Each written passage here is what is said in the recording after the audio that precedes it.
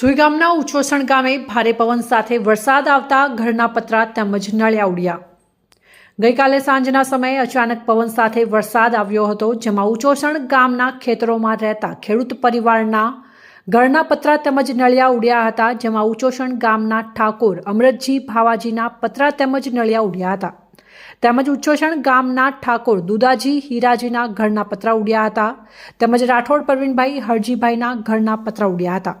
તેમજ બનાસકાંઠા જિલ્લાના સરહદી વિસ્તારમાં સાંજના સમયે અચાનક વાતાવરણમાં પલટો આવ્યો હતો, જેમાં ભારે પવન સાથે વરસાદ આવતા વૃક્ષો તેમજ લાઇટના થાંભલા ધરાશાયી થયા હતા।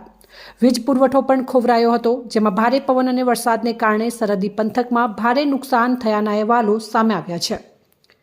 રિપોર્ટર લતીફ ખાન મલેક, સુઈગામ। બોલો। તાલુકો સુઈગામ, ગામ ઉચોસણ। અમે સાહેબ મકાન બનાવ્યું હતું, ભાગ રાશીને બનાવ્યું છે, ને એમાં અમારે મકાન બધું પડી ગયું છે, બધું ઉડી ગયું છે માળખું, બરાબર। રહેવા માટે કાંઈ છે નહીં, તો તમે કાંક અમારે કાંક કરો। રહેવાનું સાહેબ નહીં, મારું નામ છે દુદાજી હીરાજી, ગામ ઉચોસણ, બરાબર। તાલુકો સુઈગામ છે, જિલ્લો બનાસકાંઠા। ને કોઈ છોકરોને અત્યારે આધાર નહીં રહેવાનો, કોઈ બધું બાજરી છે, અનાજ બધું છે, પત્ર બત્ર બધું ફોડી અને રાહતાળ કરી લાગ્યું, લેબડા બેબડા બધું પાડ્યું હતું છે કને।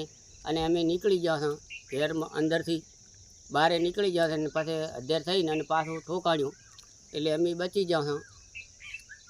અને આટલો અમને કરી આલો, રહેવા માટે કશું છે નહીં, હાલમાં બેઠા છે। ખાધા બીજા વગેરે તારે કંઈ પણ નહીં અમારા કને। ઓકે, બરાબર।